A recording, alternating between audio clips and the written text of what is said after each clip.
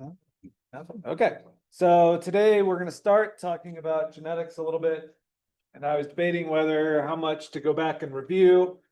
But it seems like we do need the good review for Gen Bio stuff, so I'm gonna go ahead and go through this material again on how to make DNA and how DNA is translated.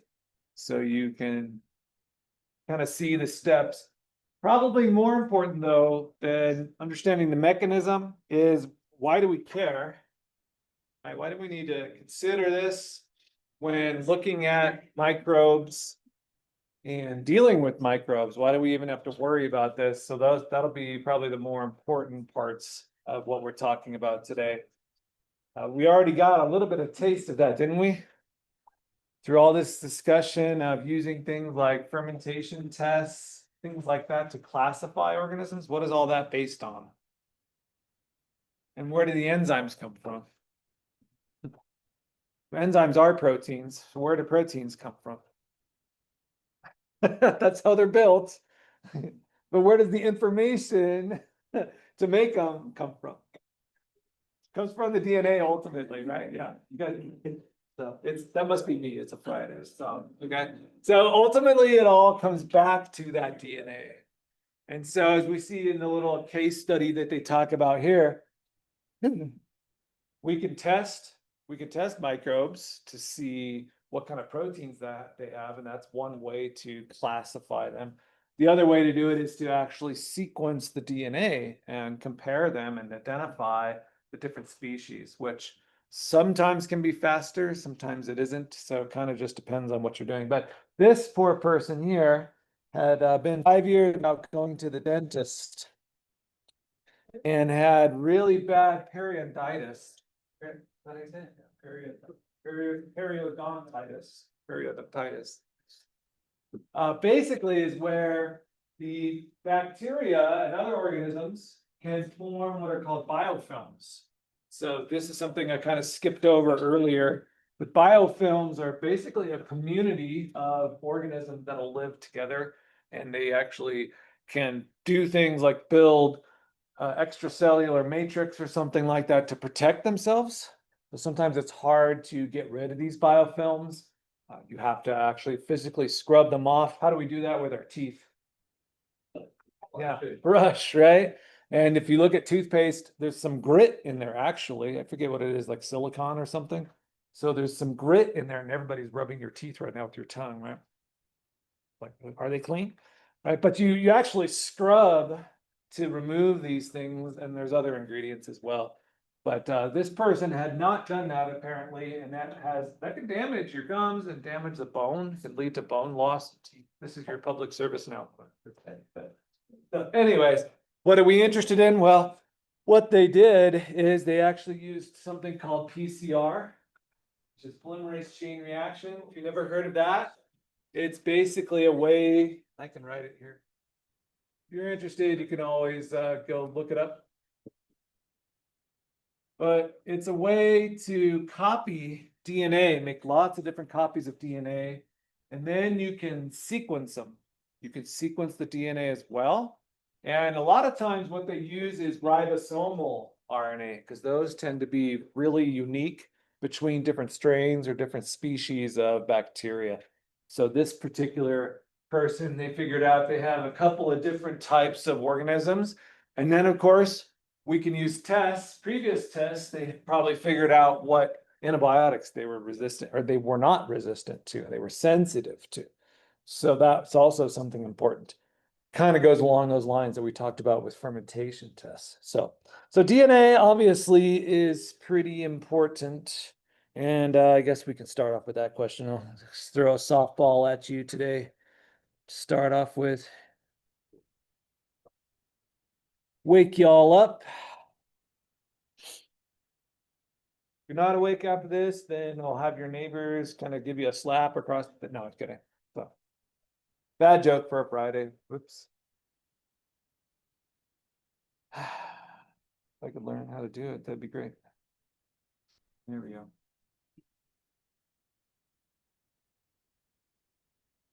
So why is DNA important?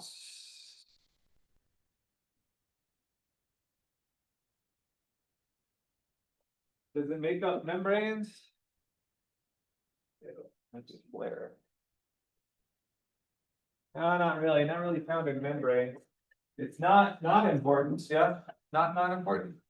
It is important. Let's see, it's shared amongst microbes. Well, is that true? Yeah. Yeah, sometimes, yeah, we'll see that DNA can be shared between different types of organisms. But really, from the context for right now, it basically gives all the information for whatever microbe that we're dealing with, tells it how to be that microbe, right? Also gives information on how these organisms are going to adapt to their environments. So that'll come up a little bit later here in a sec. Okay, I should remember what DNA looks like. So in bacteria, it's not contained in a nucleus. It's kind of just free floating, and this shows DNA that has come out of a cell over here. But it can still be pretty large. So for E. coli, it's something like 3 million base pairs. You remember, if you don't remember what a base pair is, that is the pair of nucleotides that will bind together. And where is the information actually held in the DNA? It's in the sequence of these actual nucleotides. You guys remember the nucleotides that are found in DNA? A, T, G, C, right? Okay, so you remember it. Yeah. Okay, so it's the actual sequence, which amazingly, that sequence of letters can be read by the organisms to give them information. So you should remember just the overall kind of structure of DNA, that it's a double helix. There's 2 strands to it. And if I ever talk about DNA sequence, then you want to think, okay, that's going to be the actual letters of the DNA where the information can be found. And these letters, the ones that we're really interested in, are in things called genes, right? So not the genes that we wear, but it's G-E-N-E, right? A gene. Bacterial genes are pretty simple, and those are the ones that we're mainly interested in with. Actually, I'm thinking this title of this lecture should not be bacterial genomes, it should just be microbe genomes, because a lot of this applies to the other microbes that we're going to look at. There's just some context here that only applies to bacteria. So you can kind of cross it out and just say microbe genetics for the most part, because most of these rules apply to every living organism. We're not going to look at eukaryotic genes, but they're a lot more complicated. There's a lot more regulation that comes into play. We'll talk a little bit about bacterial genes. But what you want to remember is the genes, those genes code for protein, right? So it's kind of what we're going to look at today. So do you guys remember the, what do they call it? The dogma of biology? The flow of information? So we go from DNA to what? RNA, like an intermediate, to what? Protein, right? So that's kind of the basic information flow for most organisms. So ultimately, all the information that we get for proteins comes from DNA. And proteins do what in the cell? Everything. So all characteristics that we find in a cell, ultimately that information comes from the DNA. So when you get one of these organisms, they call them an escape pathogen, which basically these are just organisms that are resistant to multiple different types of antibiotics, for example. So that can be pretty dangerous. All the information to do that, to be able to resist those, comes from DNA. And this particular organism here, this one carries multiple what are called plasmids. So plasmids they can carry genes. They're small circular pieces of DNA that can carry genes. It can be shared among different organisms, okay? So that's kind of what you want to remember, is that this is the central dogma right here. Central dogma. Central dogma of biology, that information flow. Okay. How is DNA copied? It's through a process called replication. So we want to make an identical copy of the DNA whenever cells divide. This is always required. Why do we want it to be an identical copy? Why don't we just randomly put our DNA together? Huh? That's what it's. Yeah, mutation cause what it needs to do. Do we want to give a shoddy copy of our DNA to the next generation? We can thank our parents for this, right? If we have something that we don't like genetically. You guys are all. Not a mutant in the whole room, so it's good. Sorry, I was talking. Nothing? Well, I think it kind of goes back what you're saying, right? The DNA gives us the information to do what we're supposed to do. So when an E. coli goes through division, it's going to copy the DNA, and you want to make a faithful copy of that. Because most mutations are not going to be that great. They're usually going to affect protein structure if it happens in a gene. So for the most part, we want to stay away from mutations. There are some exceptions to that I'll point out as we go along. But for the most part, we want to go through this process, and you don't need to memorize these again. Hopefully you've seen these in Gen Bio. But just what I want you to try to remember is that the steps of replication are heavily regulated to make sure that they happen correctly and at the correct speed, the correct time. Because anytime you have something that goes wrong with this process, then that can have a negative effect on the DNA, okay? This talks a little bit about the proteins that are there. So there's a polymerase. There's actually like 10 or 12 different proteins that are involved in this process. And that also gives you an idea of how important it is. If you have that many enzymes involved, then you know it's going to be carefully regulated and calculated as they go through this process. Okay, so, but you don't need to be able to draw a fork or a replication fork or anything like that. But if you think about it, if E. coli divide in 20 minutes under perfect conditions, and they have to copy a genome that's something like 3 million base pairs, this is still a pretty quick process to get that done, because it can't take the full 20 minutes, right? A lot of that time is also building other things like ribosomes and proteins and growing, right? So replication is really only going to be a small portion of the division process, okay? So that is the term that we use for copying DNA. I'll kind of draw it over here. So replication.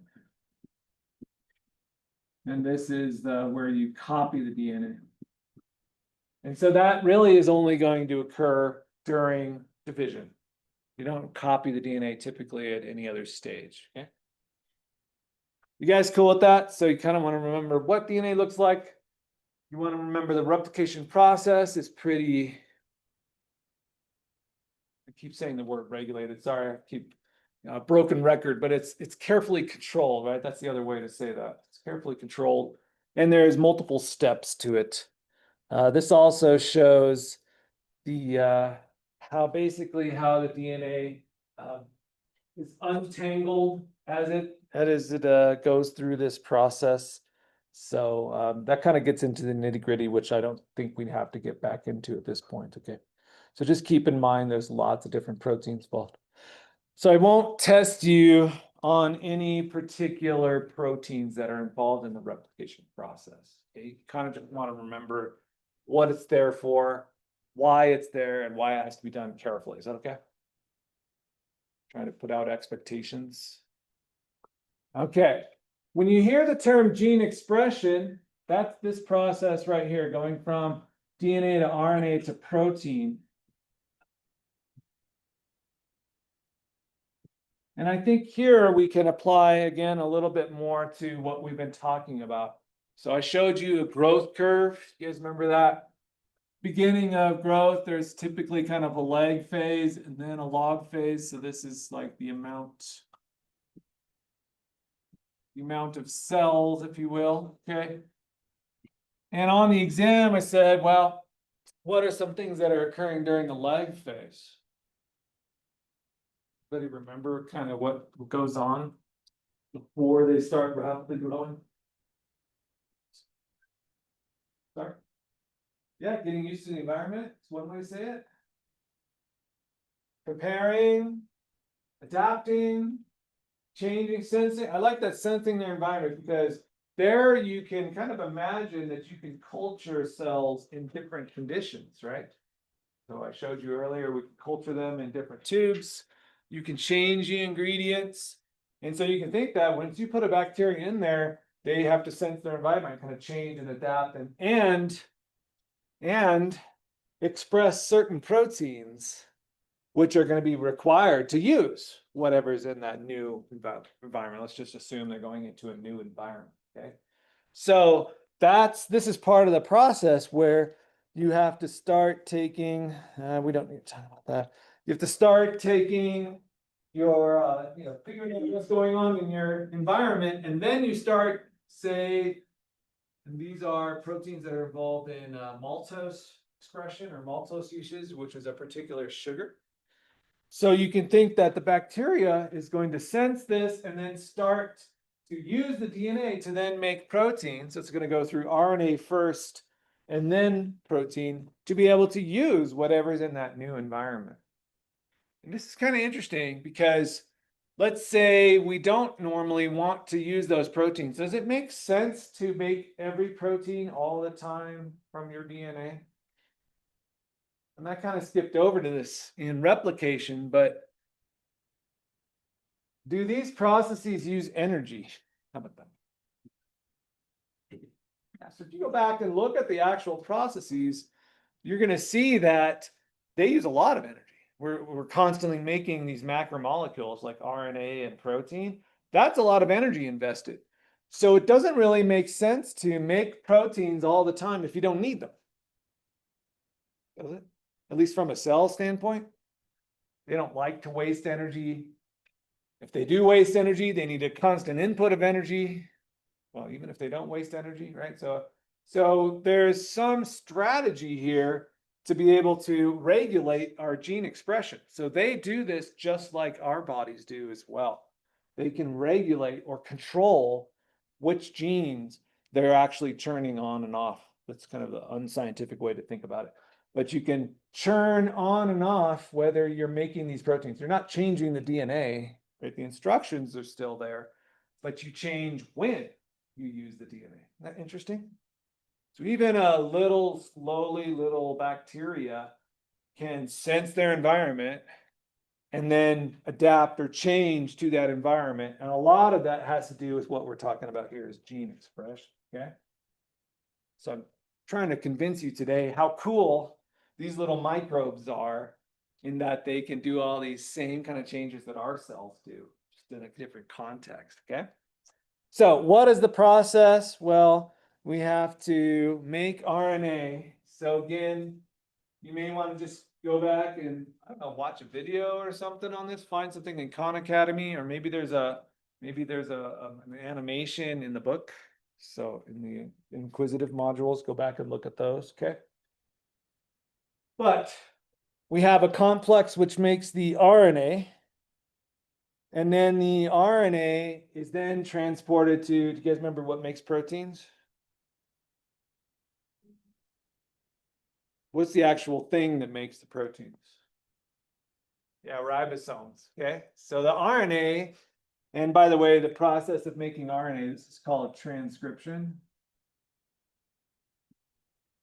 So we transcribe DNA to make RNA, and then we translate the RNA to make protein.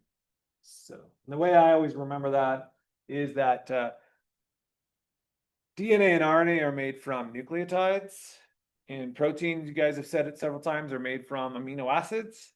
So you change the language that you're using there, right? So what's the word for changing languages? Translation. Yeah. So that's how I always kind of remember which one is which. So when you translate, you're going from nucleic acid language, RNA, to amino acid language, which is protein. Okay. So I think you should remember kind of what replication is, transcription is, translation. If it comes up in the context of something, then you can remind yourself what it is. But again, I probably won't test you on the actual mechanisms. Okay. But here, this is what's shown is called a polyribosome. You can imagine what's on this. This is actually one long RNA. It's one long RNA, a string of RNA with a bunch of different ribosomes on it. So you can have multiple ribosomes on the same RNA. And this is how something like bacteria, since they're a little less complicated in this process, they can make a ton of protein off of this one RNA at the same time. You don't have to do one at a time across the entire RNA. You can have multiple ribosomes going that are then copying these proteins. Isn't that cool? So that's probably another way that helps bacteria grow very, very quickly, is that they can make proteins very rapidly, and then that helps them grow and divide. Okay. So transcription is making RNA. Translation is done by the ribosome. It's made into protein. Both of those together, that's how we're expressing a gene. So that's how we get a protein from the DNA, ultimately. And of course, there's a language there. So the ribosome uses essentially the genetic code language to figure out which amino acids that it's supposed to code for. And thankfully, we don't need to memorize that or anything. Okay. And there's other RNAs. The special RNAs that are used in this process are the tRNAs. And there's also ribosomal RNAs. Sorry. Not really shown in the pictures here of the ribosomes, but the ribosomal RNA also works with the tRNA to basically make the proteins. Here, I gotta remember what my next question was. Okay, we're not there yet. So these pictures show the ribosome, show the different steps of the ribosome. So again, multiple steps, multiple proteins and RNAs used in there. Kind of the theme I always talk about in my molecular classes is when you have lots of different enzymes involved, that gives you careful control over the process. So it's another theme that we see, carefully controlling this. So we're not wasting energy, we're not doing things incorrectly, we're making the proteins properly, right? And then termination is the end.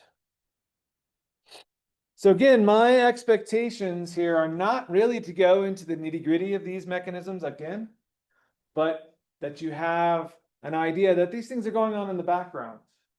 So this is what's going on when microbes are dividing, and they are still carefully controlled at these cell levels. Okay?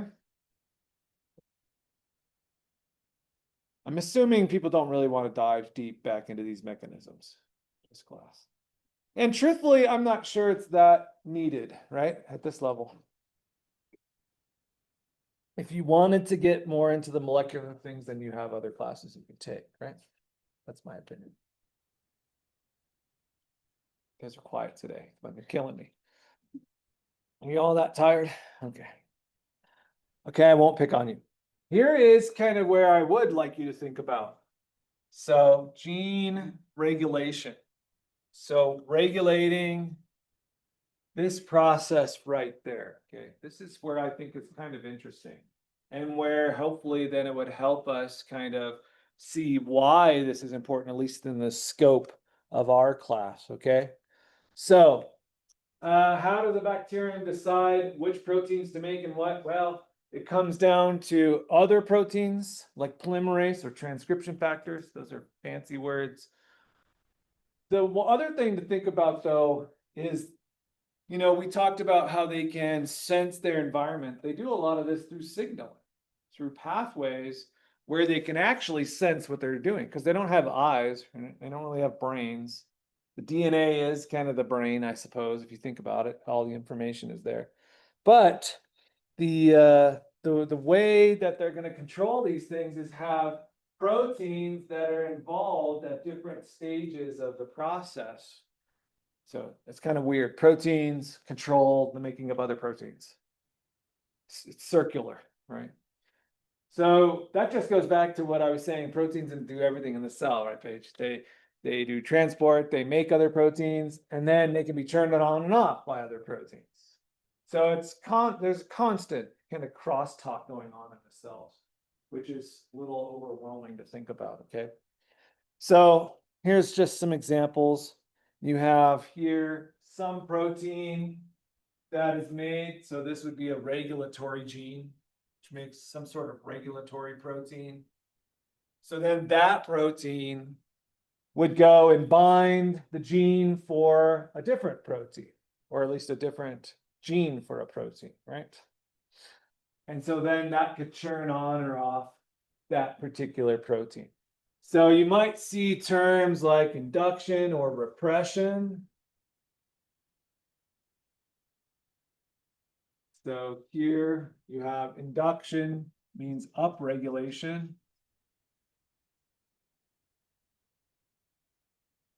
So what do you think of here? Regulation means control. What does the up mean? Is that kind of like turning something off or on? Yeah, so you could just think of turning on a gene. And when I turn on a gene, what I'm really saying is I'm turning on gene expression for that gene. So most of these processes are not changing the DNA. So we're not going to damage the DNA. The instructions stay the same, but it's whether we turn them on under a particular situation or turn them off. So the other word here is repression.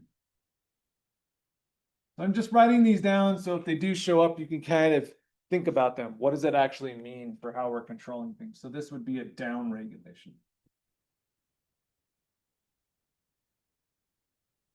Well, what do you think? Do you think this is important for a gene? This is induction. This is repression, where you turn off. Repressors turn off the expression of genes. Just basic. Do you think this is important for a little microbe to be able to do?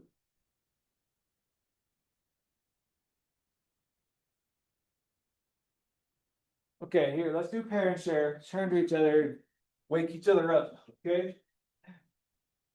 Ask them this. What do you think? This is crazy. A little bacterial cell can do this? Why? Why does it matter to the cell? That's what I want you to answer. Talk to me.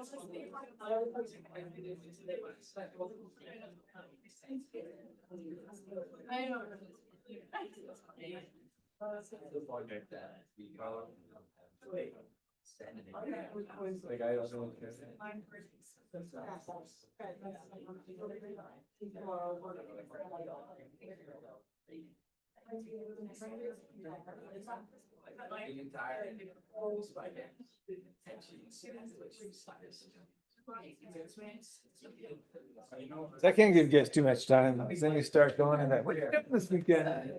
Okay, because it's still waking up on this. Tired.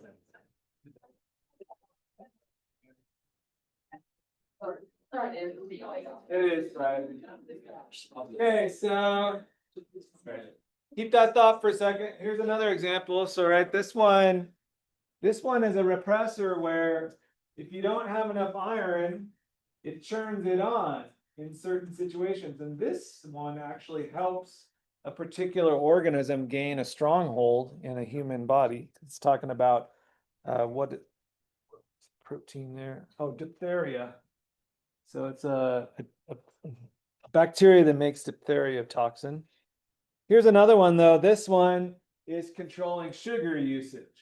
So if you have lactose in the cell, or sorry, in the culture, then it wants to use it. It's going to turn on those genes in using lactose to use lactose. Or if you don't have it, then it's going to turn it off. Lactose is another type of sugar, right? Yes, ma'am.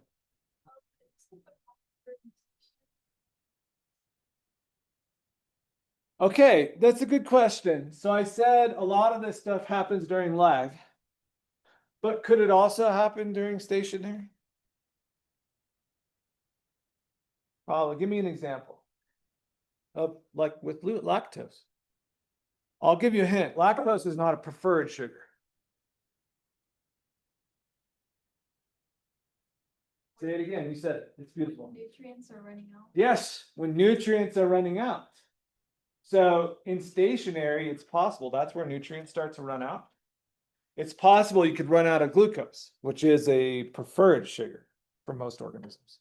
So then they kind of go back into a lag where they stop growing. In fact, that is what stationary is, right? A balance between growth and death. So some cells might be dying, some cells might be changing their gene expression. And then what they're doing is it's like an SOS, right? You guys know what that is? An emergency. We're running out of, I didn't know. You guys listen to, what's that song?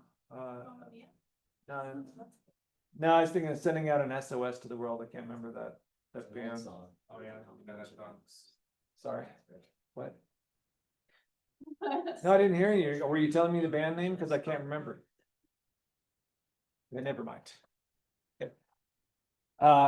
We're definitely all having Friday brain today. Yes.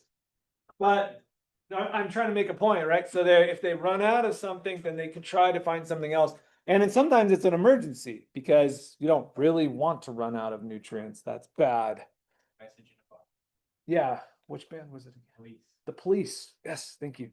Holy moly. Yeah, that's an old reference. Sorry. It's what happens when your brain gets old. So don't get old. That's what they said. Okay. So here was several different examples, right? Where we can turn on and off genes. And a lot of them have to do with changing conditions. So I really want you to just take a step back now and go, okay, why is this important then for these little cells? So did you guys come up with something else in your parent share?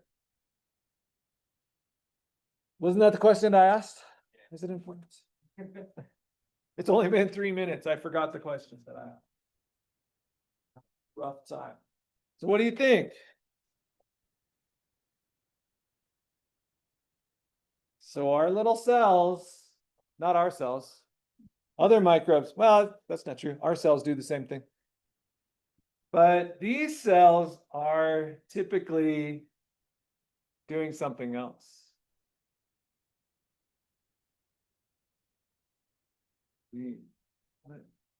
Yeah, I know, I'm picking on. I like this little. I'm getting used to this little flicker system. To train you guys well to bring your things to class. Did I get everybody? Okay. Am I making the point? I think so. Most of you are saying this, right? Helps microbes adapt to change. What else did you guys discuss? Anything other than your weekend plans? Answer. Oh, We kind of said that, if you don't have like a repression gene, then they're just kind of gonna grow out of control. And then like without an induction gene, but it's just gonna eventually just die off and you won't be able to have it. right. And so kind of growing out of control, you're just using up all that energy, aren't you? If you don't have those things under control. Yeah. You're good. What else? That's great. Great answer. Yeah, so that's what I want you to think about. So survival. We're not wasting energy. We're only producing the proteins we need. And then when we need them, let's go back to them. When we need them, then we can turn them on. And we'll see later on, this isn't the toxin one, but with the toxins, that helps them gain a foothold in the organism then. So we can directly relate this to some of the strategies that cells have to get into their host, for example. They can change, they can change gene expression from that, okay? That's pretty cool. Good job. So what else, anybody else wanted to contribute to that? No? Okay.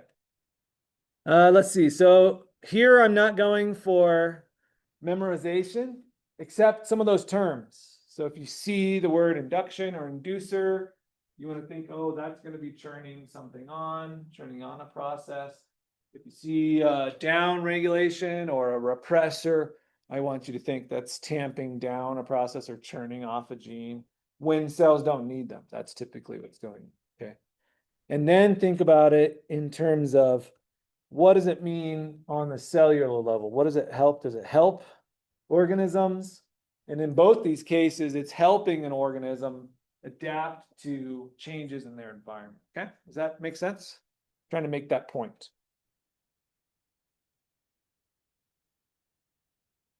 I don't know if I did.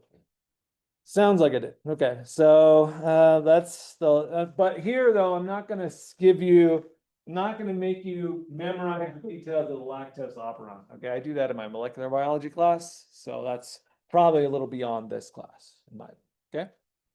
So you don't need to know all those things. And then here, this one is, and I mentioned this earlier, that cells have receptors on the outside. So these receptors typically are in the plasma membrane.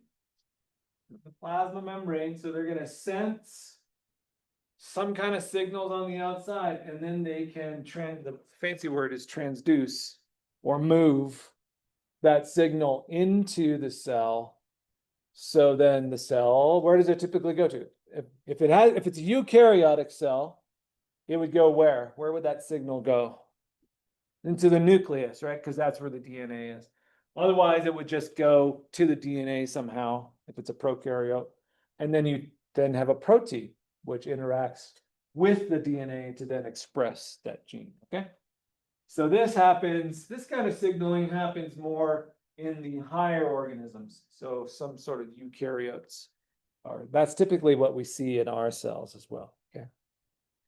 So we'll go ahead and continue. So I just said more topics on here. And what we're going to see is changes to DNA, or not always changes, but also movement or the transferring of DNA and what effect that has on microbes. Because again, we want to keep this idea that DNA is coding for the particular proteins in a microbe, and that gives the particular characteristics for those microbes. And we are interested in changes in those characteristics. So last time we looked at, okay, importance of DNA.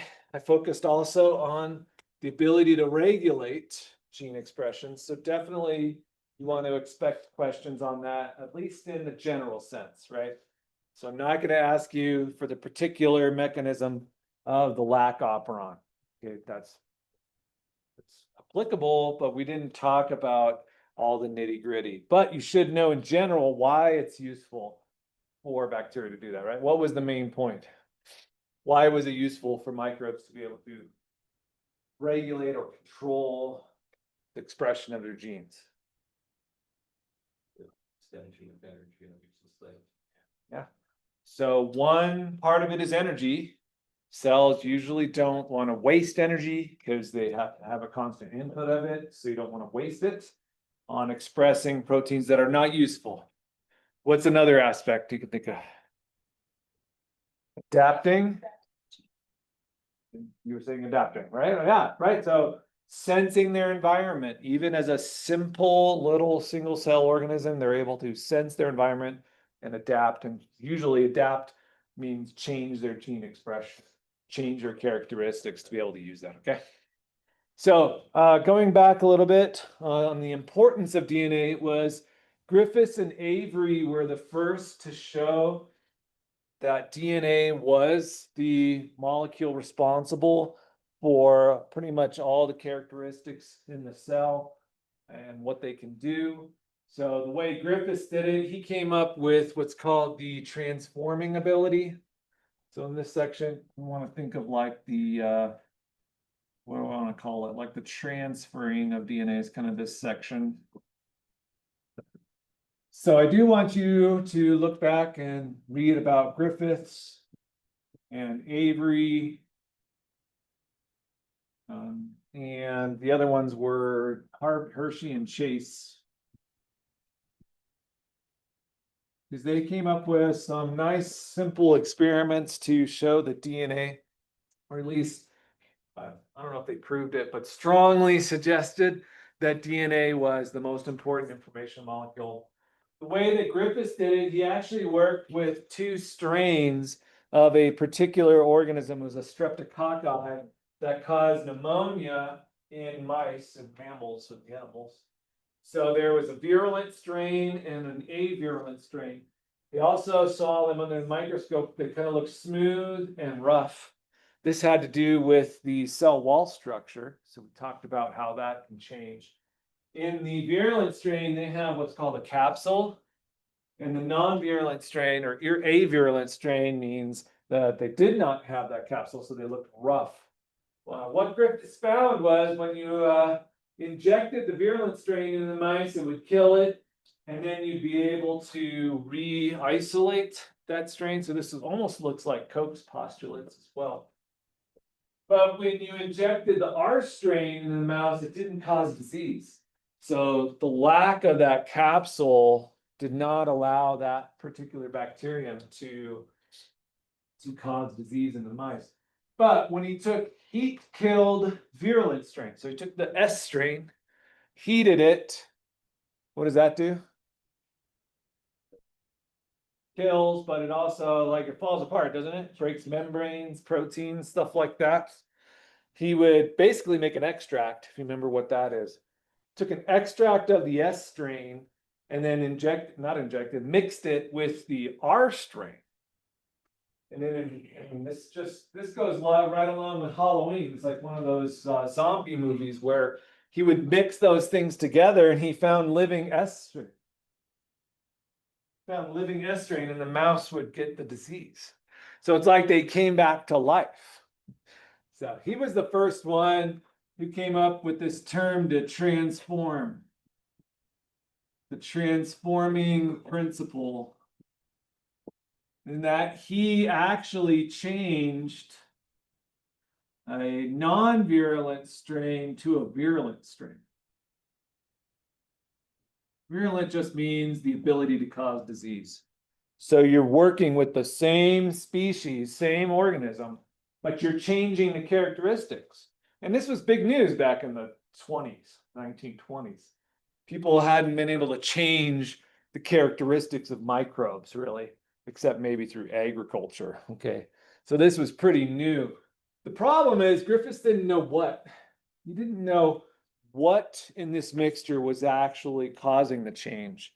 So that's where Avery came along. Avery and McLeod and McCarty, his group. What Avery did is he repeated Griffiths' experiment, but then he treated the extract. So he killed the S strain, and then he treated it with different enzymes to basically destroy different macromolecules. So he was kind of attacking the dogma of biology, asking which one is the most important? DNA, RNA, protein, carbs, lipids. He did it all. And if you think back to DNA structure or RNA structure, if I cut it back into pieces into those little nucleotides, what happens to my information? Is it affected by that process? Yeah, because what is the important information in a DNA molecule? Sorry. Is it just the nucleotides, or how are they attached to each other? You're on the right track. If I just had a mixture of nucleotides, would that be important to you? Just nucleotides randomly in a mixture? No. So what I'm trying to get out of you is the sequence. It's the sequence of the nucleotides in the DNA. If you cut the DNA into pieces, or RNA, or protein, doesn't matter. If I take a protein and cut it back into its amino acids, I don't have a protein anymore. So I don't have any information or structure or function. Same thing with DNA. So that's what he did, is he destroyed the protein component, he destroyed the carbs, he destroyed the nucleic acid, and he also destroyed either DNA or RNA. See, this is the thing that Griffiths didn't have back in the 20s. He didn't have the ability to treat these things with different enzymes. Avery did their experiments, I think it was in the 40s or something. Okay. So they had the enzymes that were specific for destroying these things. So do you see where he was kind of going out here? If you destroy all these things, what is the one thing that you destroy that you lose your transforming ability? You guys already know the answer. The sequence of what? Was it DNA, RNA, protein? DNA. Ultimately, Avery showed you had to have intact DNA. So there's a difference between, I know it's nitty gritty, but there's a difference between intact DNA and just a mixture of nucleotides, right? Okay, so just think the DNA has to be in that molecule, in that sequence. Intact DNA is necessary to transform bacteria. So he's using the same, he's using the same nomenclature that Griffiths did. And in fact, we still use the same term, transform, to transform bacteria. This is now 100+ years later, is to introduce DNA into that microbe. So we still use the same terminology that Griffiths used. He just didn't really know what was going on. Avery's group showed that you had to have intact DNA. You could destroy the proteins, you could destroy the RNA, you could destroy everything else, but you couldn't destroy the DNA and have that information conveyed. Does that make sense? You had to have the DNA there intact from the organism to change characteristics. Okay, so with these guys, what I want you to do is put their name on one side of a card, and then on the other side, just write one sentence with what they contributed to the knowledge about function of DNA, okay? So we have Griffiths so far, with Avery. Yes, ma'am? Avery didn't like disprove anything tested, he just like explained it more, essentially. Yeah, he expanded on it. Because Griffiths didn't know it was DNA. So that's a common wrong answer on the exam. People will say that Griffiths showed that DNA was the transforming principle, but Griffiths didn't know that. He knew you could transform. So you're right. Avery expanded on Griffiths' data, where he said, so Avery said, well, what is it? What is it in that mixture that makes a difference? And he, well, you still can't use prove, but when you destroy everything else and nothing else works except DNA, I mean, that's pretty strong evidence you have to have DNA there. Does that make sense? Yeah. And then Hershey and Chase, this one's kind of cool. They use viruses. This is a bacteriophage. Kind of looks like one of those 70s moon landers, the Apollo moon landers, okay? What's cool with viruses, we'll learn about their structure, is they're mostly protein that's surrounding either DNA or RNA. So what Hershey and Chase did, what they were able to do is they actually labeled the DNA a certain, they use a radioactive label.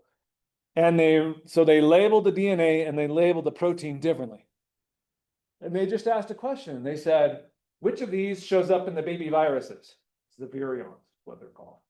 Is it the DNA or is it the protein component that is the most important to make viruses? The way viruses work is they usually inject their material into the cell, into the host cell, and then the host cell becomes a manufacturing plant for new viruses. So we'll see this later on. You don't need to know this mechanism yet. But what is passed from parent to baby, for lack of better words, is the DNA. The DNA. So they showed that the protein is just structural, but it's the nucleic acid that is going to be used to make new viruses, and it's the most important part. So the protein is not, okay? So kind of a cool experiment. I would just look up a video or something on that, it'd be kind of cool. So they showed that DNA is basically transferred to new viruses. That's what they showed. So those are the three major ones I want you to know. Okay. Questions on that? Griffiths showed you could change them. Transform is the word. Avery showed that you have to have intact DNA to do that. Right? And then Hershey and Chase did a separate one showing that you need intact DNA to make new viruses, basically. You don't need the proteins. Okay. Okay, let's look at some other things. So mutations are kind of interesting because normally we think that mutations are bad, and that's true. You generally don't want mutations in major genes that are required for function for whatever particular organism you're looking at. But interestingly enough, some mutations actually can help microbes adapt better, and some can help them hide from like the immune system, for example, things like that. So it's kind of an interesting topic in our class. I don't really want you to remember every single type of mutation, although we'll review them. But what I want you to think about is how can mutations come into play when we're looking at these organisms, and how can that kind of affect these microbes, sometimes in a beneficial way. So in general, beneficial mutations are still pretty rare. Most of them are bad. They can come from a lot of different things. The one thing that's interesting with this class, when we look at things like viruses, a lot of viruses have a high mutation rate. And we actually saw this, I don't know if it's bad to bring up COVID again, but we saw this in COVID. The early strains had different characteristics than the later strains. So as time went on and it went through the human population, it changed pretty rapidly, actually. And I think some evidence actually showed that it became worse. It became worse at infecting people because they saw kind of the infection rates go down, even with those mutations. So in some respects, you can think that mutations could be beneficial. They could be beneficial to some organisms, not all organisms. So we can kind of add that to our list here. I want you to think about mutations. When are they a benefit in some of these situations? So here are some of the mutations. This is kind of should be review from Gen Bio. I'm not really going to focus on what are the types of mutations, but what I want you to think about is when could this be useful for these particular organisms? So I have a question for you here on this.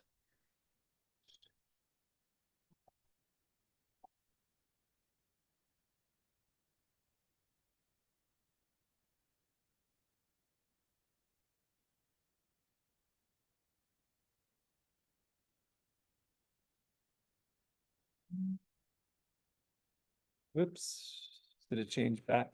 So why might high mutation rates be helpful for a particular organism?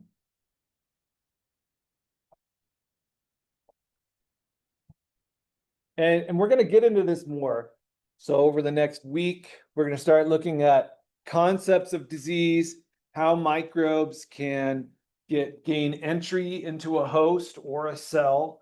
And so we can see this sometimes in particular organisms.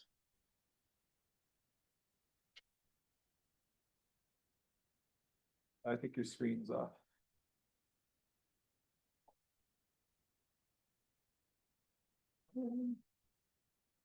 Everybody. So, okay, all mutations are bad. Well, most are bad, right? That's what we're taught. Sometimes it can be beneficial, and you guys got it. Most of you said they could change the membrane proteins. Why? Can you imagine why that might be useful? And I know I'm getting way ahead of myself because we have a whole lecture on this. Huh? Right, they're super important. They do everything. What could membrane proteins on a microbe do? Yeah, right. So we're going to see a couple things. One is make it harder to identify. So going back to COVID or just the flu, how about influenza? Why do we have to get a flu shot every year if you do flu shots? They change. Well, do they change in terms of infectivity? Not really. It's other membrane proteins that are useful for our immune system to recognize. So if they change those proteins, that could make our immune system blind to them, because our immune system basically just looks at protein structure as part of identifying foreign things. The other thing we'll see, though, is it could change how they get into cells. So we'll see that proteins on membranes are responsible for attaching to host cells, for example. So that in theory could change the type of cell, say a bacteria or a virus could get into, infect. But again, beneficial mutations like that are pretty rare. So really it's the opposite. It can make it worse for them to get in. So I know I'm getting ahead of myself with you guys, but I'm trying to get you interested in why this matters, okay? So mutations are one thing. Can bacteria transfer DNA to other bacteria? Yeah. So people don't think about this, but that's actually what Griffiths was doing, this transferring of DNA. And there's different types. So I want you to know these terms. So we already looked at transformation. So Griffiths transformed, and Avery, they both transformed bacteria by introducing new DNA to it. And what's cool about those guys is those bacteria took up the DNA from the environment. That's actually a pretty rare skill for bacteria to do, to just take DNA up from its environment and then be able to use it. There's very few bacteria that can do that. But there are some other ways, transduction and conjugation, that bacteria can share DNA. So here's some examples of transduction. There's generalized and specialized. They differ just a little bit. But the idea here is that when a virus takes over a bacterium, it repackages its DNA, like Hershey and Chase saw. But sometimes the viral DNA can get mixed up with the bacterial DNA, and then that bacterial DNA can be transferred to new bacteria. So that is generalized. Specialized is just where a particular part of the DNA is expressed off that cell and then transferred in. Okay, I'm not going to dwell on the differences between generalized and specialized, but what I want you to know is transduction is the transfer of DNA to another bacteria, but through a viral cell. So what, right? Who cares? Can there be information on that bacterial DNA that's transferred in? And in some cases incorporated into the bacterial DNA, which then can be passed on to the next generation. You guys see what I'm saying here? Yeah, that DNA can have information on it. That's a heritable transfer of DNA. It's pretty surprising for a little bacteria. And cells can do it on purpose. So they can make what are called sex pili, called conjugation. And this can happen between species. This does not always have to happen between the same species of bacteria. But they can basically build a bridge between a donor and a recipient. And they use replication. So we looked at DNA replication. They can actually transfer these factors over, also called plasmids. And of course, that can change characteristics. So here's a sex pili between two bacteria. And on these pieces of DNA, again, these plasmids can be pretty big, tens of thousands of base pairs. So again, you can transfer information from organism to organism, and sometimes this gets incorporated into the genome. So when it's incorporated in the genome, it just makes it a little more stable. That's all it really does, is to make the cells, make that DNA more heritable to the next generations, okay? So you want to know the different terms for that and the differences. So how do you transfer DNA? You can transform. There's transduction and then conjugation, okay? So I don't know. Some people think that transferring DNA is a higher level order of organism ability to do, but bacteria can do this as well. And the problem for us, right, as pre-health people, we need to know that they can gain things like antibiotic resistance or other characteristics this way. So that's why they're always careful with dealing with bacteria, okay? Any questions on those? Yes. Just go over contribution. Yeah, conjugation is just where they build one of these sex pili, the bridge between them. And what it does is it undergoes a process where it usually copies, not usually the genome, but these other, what they call extra chromosomal pieces of DNA. So like a plasmid or an F factor, that's what they're called. And basically what they do is make a copy of those and then transfer it across the pili. So here you see it's making a copy of this thing, and now both the donor and recipient have a copy of the DNA. So the difference here between, say, conjugation and transduction is that transduction goes through a virus. Like they call them a vehicle. Good question. Anything else? Yeah. So that single strand DNA transferred over, they just added on the end of the current strand, or do they use it as a replacement, Or do they use it as what? Sorry. like replacement? Take care of the part. They don't, usually it's either stays as an extra piece of DNA or it can be incorporated into the genome. It depends on the organism. Does that answer your question? Yeah. Okay. All I want you guys to see it as is a transfer of actual information. You have a-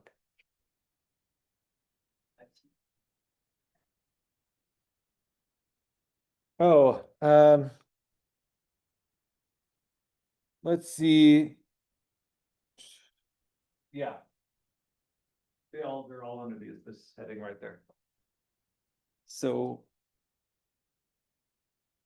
Transformations, just like what Griffith and Avery did, where you mix DNA with an organism and they just take it up from the environment. So if you compare all these, they all kind of happen through a slightly different mechanism. And like I said, transformation is a pretty rare ability because DNA is a large polar compound. You have to have specialized ways to transfer that into the cell, don't you? Did that help? I would just write them down and compare them all. Say, okay, how do they transfer DNA? Why is it important? Okay. Cool. Let's see what else we want to talk about.